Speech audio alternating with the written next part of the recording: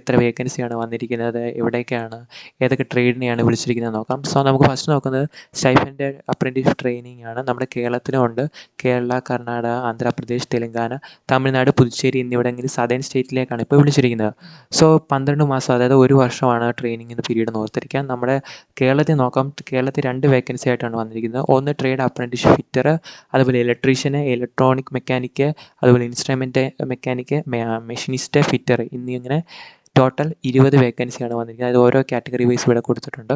അതോടൊപ്പം തന്നെ പിന്നീട് വിളിച്ചിരിക്കുന്ന കേരളത്തിലെ സെക്കൻഡ് വേക്കൻസി എന്ന് പറയുന്നത് അത് mechanic, technician apprentice mechanical, electrical, instrumentation, civil, അതുപോലെ ഇലക്ട്രിക്കൽ ആൻഡ് ഇലക്ട്രോണിക്സ് ഇതിൽ വിളിച്ചിരിക്കുന്നത് 25 വേക്കൻസിയാണ് വന്നിരിക്കുന്നത്. പിന്നീട് കേരളത്തിൽ അടുത്ത് വിളിച്ചിരിക്കുന്നതെന്ന് പറയുന്നത് ഗ്രാജുവേറ്റ് അപ്രൻറ്റീസ് എന്ന് പറയുന്ന തസ്തികയിലേക്കാണ് പിന്നീട് വിളിച്ചിരിക്കുന്നത്. സോ അതിലും വേക്കൻസി നമുക്ക് കുറേ ഉണ്ട്. അങ്ങനെ ടോട്ടൽ വിളിച്ചിരിക്കുന്നത് 475 വേക്കൻസിയാണ് ഇപ്പം ഇന്ത്യൻ ഓയിൽ കോർപ്പറേഷൻ ലിമിറ്റഡിൽ നിന്ന് വിളിച്ചിരിക്കുന്നത്. സോ ഇതിൻ്റെ ബാക്കി ഡീറ്റെയിൽസ് നോക്കാം. സെലക്ഷൻ എങ്ങനെയാണെന്ന് വെച്ചാൽ അത് നിങ്ങളെ ഷോർട്ട് ലിസ്റ്റ് ചെയ്യുന്നു. പക്ഷേ ഷോർട്ട് ലിസ്റ്റ് ചെയ്യുന്നവരെ ഡോക്യുമെൻറ്റ് വെരിഫിക്കേഷന് വിളിക്കുന്നു.